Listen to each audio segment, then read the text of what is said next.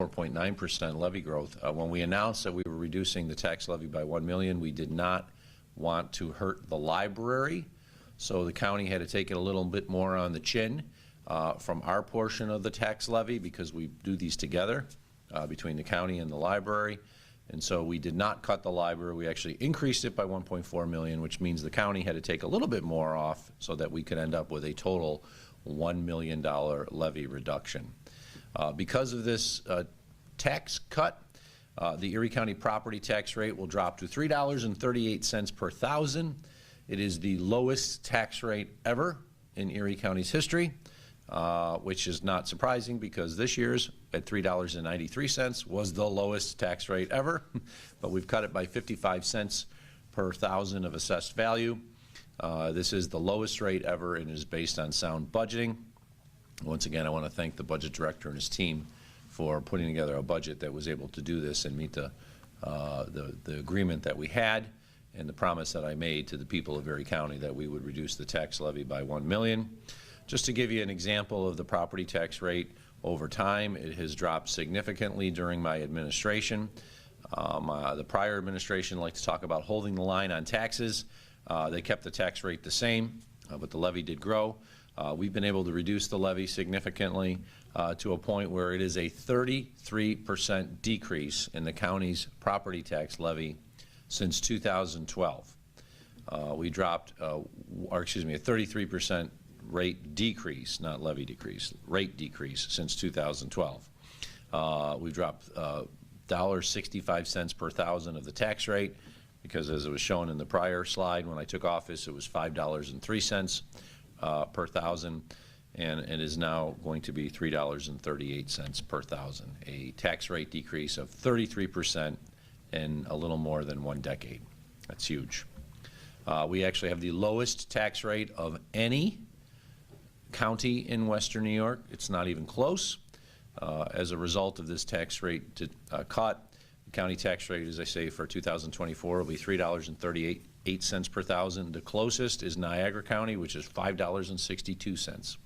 And then there's a number of other counties in New York State, which are not only in Western New York, not just New York State, that are more than double, and in many ways will be triple the amount of tax rate that Erie County does. So when people talk about the tax climate here, we cannot control assessments. We cannot control what towns, villages, cities, and school districts charge, but we can control what the county does, and the county tax rate is very low and one of the lowest in New York State. To give you an idea of the savings, this house in the town of Tonawanda on Bellman Avenue will see a $15 savings. This house in West Seneca will see almost a $31 savings in their tax bill compared to last year. This house in Lancaster will see a $52 savings in their tax bill compared to 2023 for the county. This house in Cheektowaga, which recently saw reassessments, people were worried that the taxes would go up. Well, in this house in the town of Cheektowaga on Barbados Drive, nice neighborhood in Cheektowaga, will actually see a $88 decrease in their county taxes as compared to last year. City of Buffalo also had reassessments recently. This house, a more valuable house on Woodward Avenue in the city of Buffalo, will see a tax cut of $134.43 compared to 2023 as it pertains to their county taxes. So we're delivering on the promise that we made that we would cut property taxes, and we have. Now, we also generate revenue from other areas, such as sales tax, and sales tax has been going very well for years now since we've come out of the pandemic. 22 we saw a big increase. 23 we're seeing a 4% growth from year to date of our comparison compared to 2022. That's a $38 million increase in the sales tax alone, which we'll get into because Erie County doesn't keep it all. But we've also seen continued strength in the sales tax as it pertains to our region. So we're projecting a modest growth of 2% over where we think we are going to end this year. It's basically what we do on an annual basis. We make a projection on where we think we're going to end, and then we do the sales tax off of that. So we're projecting a 2% growth, which means that $598 million would be generated for Erie County in the sales tax, and $482 million would be generated and shared among the cities, the towns, the villages, and the school districts, as well as the Niagara Frontier Transit Authority, which all share in our sales tax. In effect, Erie County, of the 4.75% of the local share, we get 54%, and the other municipalities in the NFTA get 46% of the sales tax that's generated. So when we see an increase in the sales tax, not only does it benefit Erie County, it benefits every underlying municipality. And one of the things that we're also including as part of this budget, we already announced, is come December through the end of February, we are doing a sales tax holiday on all residential energy costs. So natural gas, electricity, propane, home heating oil. You will not pay sales tax on that product that is provided to you. Most people don't think of utilities as products, but they are. They are actually, you're buying a service, you're buying a product which is used in your home. So normally we generate sales tax on it. We know most of the costs associated with home heating oil, with natural gas, electricity to heat homes is done in these very cold months of December, January, and February. So we are creating a sales tax holiday for those 3 months, and it is included in the budget. And we're able to still deliver the strong budget with the sales tax holiday and the property tax cut. This is just where a lot of the other money comes in from Erie County government. State aid, federal aid, we're seeing increases in some substantial amounts. $33 million in state aid, $19 million increase in federal aid. Our hotel occupancy tax, we've seen a 16% increase lately, and we're projecting that to continue. Investments have done very well lately. Fines, fees, we're actually seeing a decrease in those, so we have a decrease in the budget. And we're using zero amount of our piggy bank. You'll often see governments use their fund balance, their piggy bank, to offset holes they have in their budgets. We don't have any holes in this budget. We don't need to use our piggy bank. We're not doing that. And that's what caused a lot of the problems back during the red-green fiscal crisis era, is there was big holes in the budget, and the prior county executive filled them by using all their piggy bank. Well, we're not doing that because financially we're strong. We do not need to do that. So we're using zero of our general fund balance appropriation. That's the fancy term for we're using $0 from our piggy bank.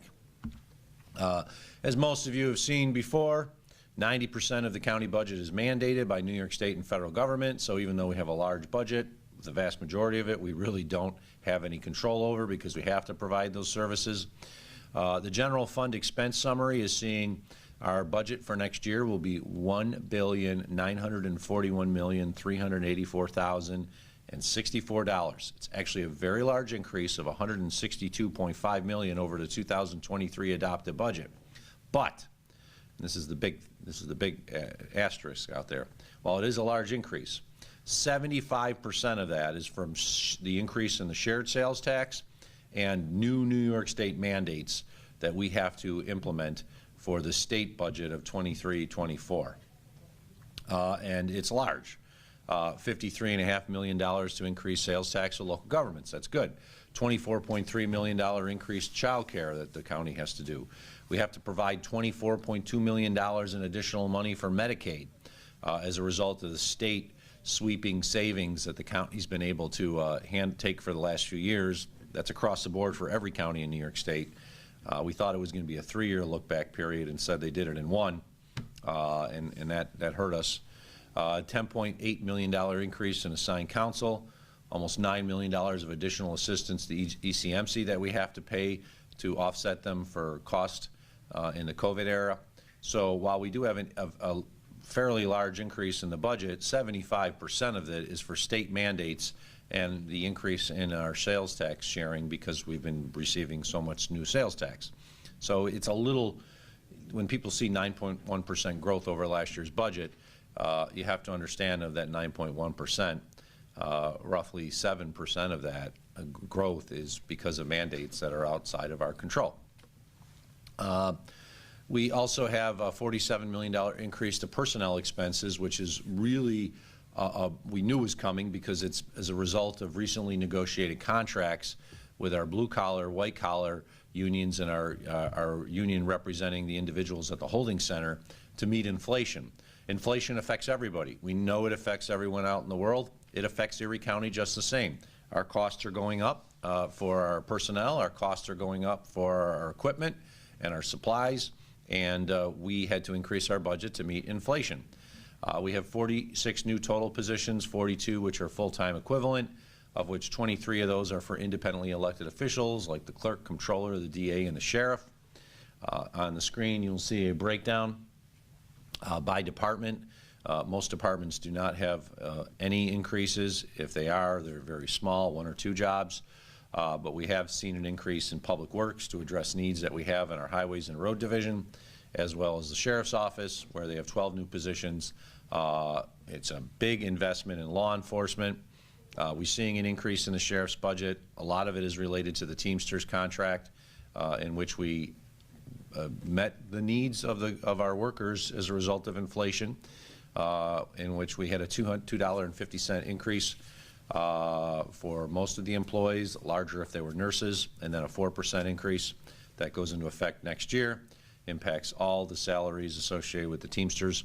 We have 12 new full-time positions of the ones that are being created that are for the sheriff, including a new community engagement team, new public information and freedom of information officers, which I'm sure the media will be very pleased of.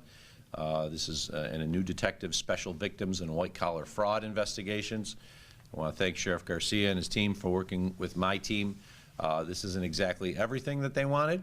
All departments asked for more. They did not get everything that they wanted, but I do appreciate the Sheriff's Office for working with us and finding the way we could best invest in their department, as well as something that's already been announced. Erie County is planning on purchasing a second helicopter to basically offset the problems we've had with the first one, and we're putting a $1 million deposit, which has to come out of our operating budget, not capital borrowing, because of the issues associated with being a deposit. So that's in the budget. People's mandates, if we talk about the people's mandates are libraries, parks, roads, other types of services that people think are all of county government, but there's all the other things that we do in county government that are actually what we primarily do. Well, we're putting 9 new positions in the Department of Public Works, including 5 new crew chiefs to meet the increased demand for all the work that's going on the roads. Parks is getting 1 new maintenance worker at Spraguebrook Park to handle the increasing use of the camping facility there.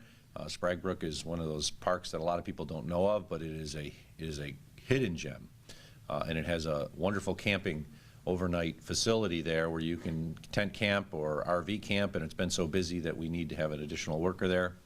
Putting an additional planner in the Department of Environment and Planning to address all the investments we're making in DEP, and we're doing 1 new emergency services planner to assist and help the Department of Homeland Security and Emergency Services not just plan for storms, plan for these emergencies, but when we do have situations like we've dealt with in the last few years, where we have one storm after another, where we're getting FEMA reimbursement, we have to do a lot of paperwork and a lot of additional work that is normally would not be required has to be done by the department, and this emergency services planner will do that.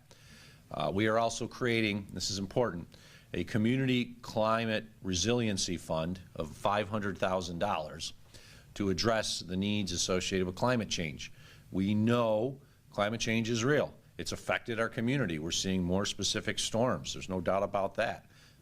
We also know that we have to create a more resilient community, and we have to be able to find ways to address the growing problems associated with climate change, including erosion of our beachfronts, a lot of issues with our waterways, other problems that are created as a result of the climate change issues. So we're putting together a $500,000 fund to be used for a community climate resiliency fund to take the best ideas from the community how we can strengthen, create a more resilient county and support those projects. That's a big thing that's included in this budget.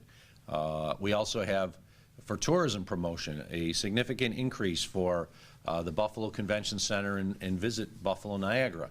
So our tourism promotion entity, Visit Buffalo Niagara, will be receiving $650,000 more than they had the year before, which they can use for tourism promotion, and we're increasing the amount of money we provide to the Buffalo Convention Center Corporation to continue the great work that's been done there, to take that old building and turn it into something new. We've gotten a lot of new conventions that we're going to be announcing very soon for 2024, 25, 26, that are going to bring millions of dollars of investment into our community, with people coming in and enjoying our community, and that's because we did invest in that convention center. There's a little bit more we have to do with the convention center, especially with regards to issues associated with its Wi-Fi, so that when we have conventions, they can handle the increased amount of people that are wanting to use the Wi-Fi. And we're investing a $1.3 million increase to the Convention Center Corporation. And as a reminder, the Convention Center is owned by the people of Erie County. It's owned by Erie County, so we have to invest in it. And then our workforce development, our very, very successful Erie County Healthcare Careers Program. It's gone gangbusters the last few years. We were putting about $1.5 million in. We're putting $3.4 million in so we can train more individuals for the high-demand healthcare careers that exist today in Erie County. We want to take certified nursing assistants and turning them into registered nurses, because the need for registered nurses is so high. But if somebody is just an X-ray tech and they want to take it to the next level, our Erie County Healthcare Careers Program is there for them, to assist them, to get them the training that they need, to pay for their child care, to pay for transportation if they need it, so that we can put people in better paying careers and meet the needs of our healthcare community, which are great. Capital program. That's nearly $100 million in capital investment for 2024. $56.2 million of it will be borrowed. $20.2 million of it will be pay-as-you-go, and we have $57.7 million planned for road and bridge projects next year. Some of this was already announced earlier because we had the capital committee meet with members of the legislators and others. So legislators were there, like Minority Leader John Mills and others, advocating on behalf of roads and projects. That's how we do this. We have a committee that makes a decision as to where the money's going to go in the next year. And $57.7 million will be invested next year on road and bridge projects, including New Road in Amherst, Maryvale Drive in Cheektowaga, Pine Street in East Aurora, Borden Road in West Seneca. It's a continuation of an existing project. It's also Cheektowaga. Elmwood Avenue in Tonawanda, Genesee Road Bridge in Sardinia, the Sanders Hill Road Bridge in Holland, and bridges are very expensive. And then $10 million in just general capital to do the mill and overlays and other types of work that is done on an annual basis. So we got a big capital program. Now, there's more money that's going in capital. $17 million investment for SUNY Erie, including a new North Campus sports complex. $5.5 million for various community projects that address affordable housing needs, issues associated with mental health concerns, such as the HEAL International Economic Empowerment Center, the Nyamiki Housing and Wellness Facility in Buffalo. Feed More, we have a significant investment for Feed More Western New York for the new campus. They have a project to spend tens of millions of dollars on a new campus in Hamburg, and the county will be investing in that. And then the Salvation Army's Hope on Main Street project, which will be providing more affordable housing and more mental health needs to the greater community. County will be investing in that. And then we're still investing in our parks, including a new inclusive playground with a total of $3.5 million for parks improvements. Now, we have a large borrowing plan for next year, but I'm proud to say that even though we have a large borrowing planned, we'll be paying off more debt in '24 than we'll be taking on. And this continues for the 11th straight year. We're paying off more debt than we plan to issue the following year. This is important because not only do we have our own debt that we're going to be investing in, but we also we're planning in 2024 on doing a debt associated with a big project in Orchard Park that everyone knows about, the football stadium. In fact, since 2012, we've paid off $187.2 million in debt. When I took office as county executive, Erie County's credit card, our debt balance, was $416,691,804. As of the end of this year, we will have reduced it by $187.2 million to $229,459,139. This is a story that rarely gets talked about, but during my administration, we have substantially reduced the debt for Erie County. And why? Well, first off, when you can pay off debt quicker than when the long time costs associated with it, you have less interest cost. Everybody knows that. It also gives us better credit ratings, which lead to future borrowings that becoming cheaper. We have a big project planned for next year, $56.2 million in bonding and $125 million in debt. We are able to do the largest single-year borrowing in Erie County's history, $181 million is the plan, and still be $14 million lower in annual debt service thereafter compared to our 10-year average. Let me show you the chart. I think it's important for everyone to see this because we are saving taxpayers money. That's the 10-year average that you see, and even going back to 2014, and how much we would pay on an annual basis, including the, now we add the green, there we go. That's the estimated 2024 general obligation bond. And here's what when we do the bond for the football stadium, this is going to be how much it'll cost on an annual basis for Erie County, even including the debt associated with the football stadium. And it's still significantly less than what we've paid on average each year for the last 10 years.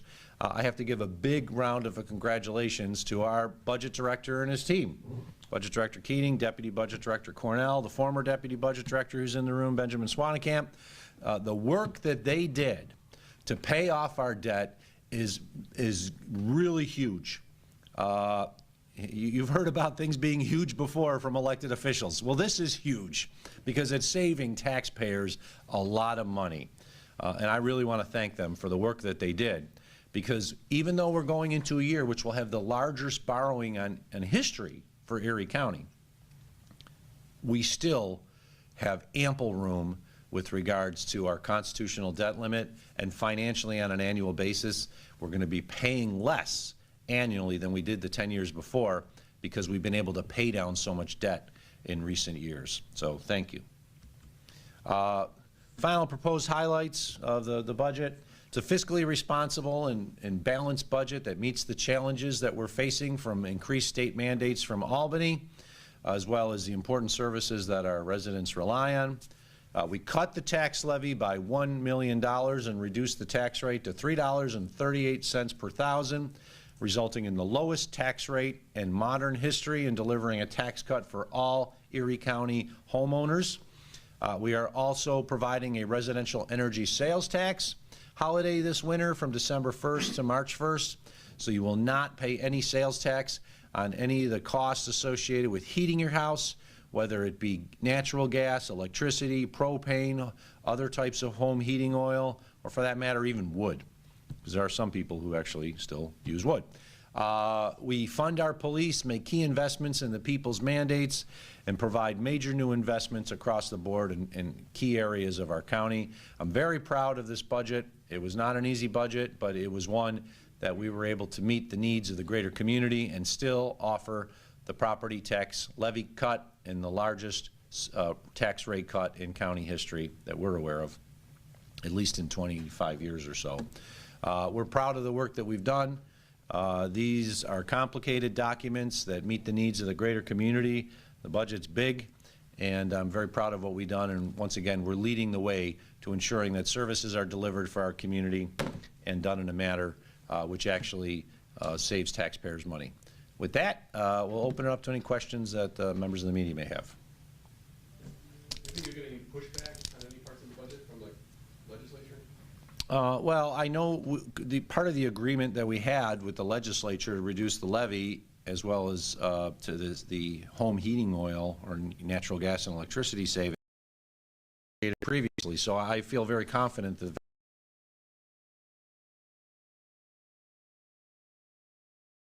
to it, and we'll discuss those. But I in the levy, as well as a lot of the major investments that we have here. And now they have until, I believe, December 7th to actually do a final vote on the budget. So there'll be discussions between now and December 7th. This is a big, complicated document. All the legislators will be getting a copy of this. It's 3 books, actually, that are related to the proposed budget. And we expect that we'll start having negotiations with them sometime in November after they've had an opportunity to digest this. And I expect that it will go through as it has in the past, including recent years, which have even been unanimous. David? As far as fees for county services, have you had to raise them? Are you keeping them the same? What's the status of the various assembly fees we pay for various assembly county services? Well, most fees are staying the same. There are some that will be increasing. We're changing a golf fee where we would put, if somebody came in and wanted to use a credit card, most of the people who golf at our golf courses use a credit card, we would charge a convenience fee on top of the county fee. We're getting rid of the convenience fee, but we're increasing the golf rate just slightly so that we don't have to eat the credit card fee. But in general, most fees are staying the same. They're not. As I said earlier, and I'm not certain if you're here, when it comes to fines and fees, actually we're projecting less money being collected just because we don't generate that much money in fees compared to our overall budget. The vast majority of our budget is paid for by sales tax, federal aid, state aid, and then the property tax. Fees generate a tiny portion of the budget. It has been a long time since the actual levy was reduced. What would you say to someone that thinks, well, it's because we're in an election year? You could have done this in any number of previous years, but you're running for re-election, Mark, so now all of a sudden we're going to have a cut in the tax levy. I would note that this is part of a negotiated agreement that we have with the legislature from a couple months ago. And it's not easy to budget, but you have to do it in such a manner that makes sense. I think we want to remind everybody, and most people don't realize this, they think the vast majority of Erie County government is paid for by property taxes. It is not. The sales tax dwarfs property taxes. And we've had good years. The last couple of years have been very good. After 2020, which was a horrible year for everything in many different reasons because of the COVID-19 pandemic. So for 22, we had a great year. 23, we are a little less than 5% above budget from what we projected it. And we expect that even with a 2% increase in the sales tax, we'll be generating millions of dollars or more in sales tax, and therefore we can offset the property tax cut. And I remind everybody, the sales tax is a fair sales tax in regards to people from outside of our area pay it. So if somebody goes to a football game, they're going to the Dolphins game from Rochester, they pay sales tax on the ticket. They pay sales tax on the parking. They pay sales tax on the concessions that they pay. So everyone contributes into that. Property tax, we've seen assessment growth. We're taking a way of trying to help our taxpayers. We don't control assessments. Assessments are controlled on the town level. I've seen some stuff lately from people that is out there that's just false, which is the county controls the assessments. We don't. But we do control the tax rate. And when we reduce the tax rate, it can offset any assessment growth. We're reducing the tax rate substantially and reducing the levy, and I think that's a good thing for people at any time, especially when we're dealing with these inflationary measures that we are. The $500,000 for the climate preparation, how will spending $500,000 in tax dollars change the weather? I don't think I can answer that question because there's nothing we can do in Erie County government that'll change the weather, but we can create more resilient communities. That's right now what's going on across the country. Our communities are looking, how can we strengthen our community to be more resilient to the changes in the weather that we're facing. So is this coming up with like ideas? Like someone might think, well, we need more break walls near the lake, or we need Yes. Well, I know people probably can't hear, but the questions regarding resiliency, would you come up with more ideas for more break walls, more types of resilient functions associated with protecting against the changes of climate change? Yes, that's what the $500,000 community fund is for. And it may be break walls on Lake Erie. It could be preventing erosion from creeks that are in much worse shape than they were just because of the increased amount of rain that we've had. We've had higher amounts of rain in snowfalls in the last couple of years, and it's having a negative impact even inland, not just outside. I just want to see if anybody else has a question. Yeah. What's the need for this facility at ECC North? Well, we've made substantive changes to the location at ECC South, including removing the football field, and we're looking at partnering with the college and New York State to create the fields that we basically eliminated from South. So new soccer, there's baseball and softball there already, but we want to realign the location to make it a much more user-friendly, not only for the college, but for the community in general. So we're looking at putting in new facilities there. It's something we knew we were going to have to do when we took out the facilities at ECC South, and that's what's going on at the North Campus. Do you think that, you're talking about an increased projection in sales tax revenue. How much do you think inflation actually plays a part in that? I'm thinking if I have to pay $1.50 for something that I paid $1 for a couple of years ago, that I actually pay a little more sales tax too. Is that part of why, as opposed to, well, people are buying? Well, sales tax on an annual basis grows anywhere from 2 to 3%. That's what we've seen. Yeah. The only year it didn't was 2020, in which it dropped appreciably because everything was shut down. Yeah. But even in some of the leaner years, we still see sales tax growth. We have not seen sales tax reductions outside of 2020 in many and many a year. It's happened before, but the one thing we have is a very strong economy. We have very low unemployment. People are shopping. People are buying things. And the other thing I have to remind you that we didn't have 10 years ago was the case that was decided by the Supreme Court, the Wayfair versus North Dakota case, I believe it was, that allowed the collection of sales tax on out-of-state sales. So 10 years ago, someone bought something on the internet from a retailer in North Dakota. They didn't have to pay sales tax to New York State. The Supreme Court ruled a few years ago that that is unfair. The way the marketplace is today, it's not just having the ability to have a location, a brick and mortar location that should be taxed. It's if you sell into a state, then you should be charged sales tax. So all we see are these Amazon vehicles driving around the community making deliveries. That's an increase in the sales tax, because if somebody bought something from a retailer in South Carolina that didn't have a location in New York 10 years ago, they wouldn't have been charged sales tax. Now they are. So when I look at the sales tax increase, it's not just as a result of inflation, it's a result of being able to collect sales tax in locations across the country that we couldn't before, and as a result, it's increased our sales tax, which is a good thing because it benefits the entire community, because, as I said, 54% of the local share sales tax is kept by Erie County.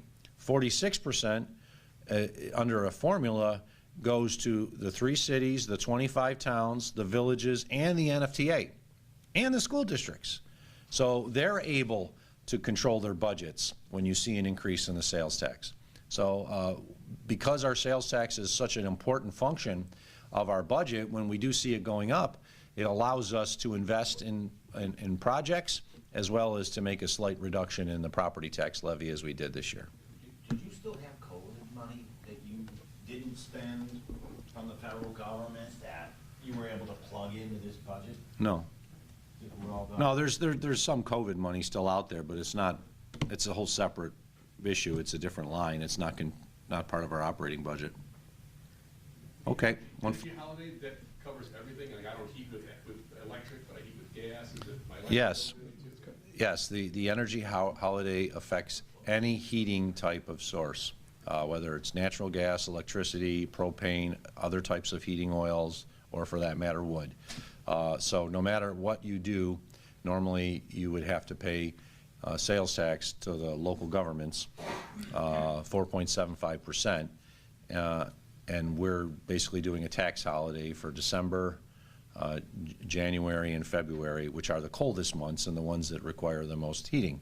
So people will come up with some savings.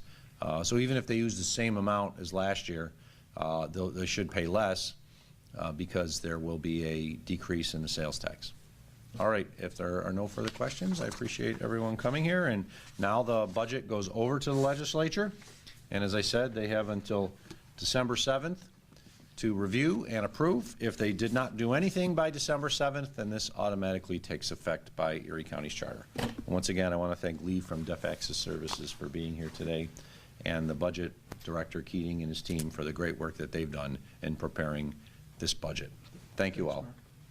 Said a lot there. Mark,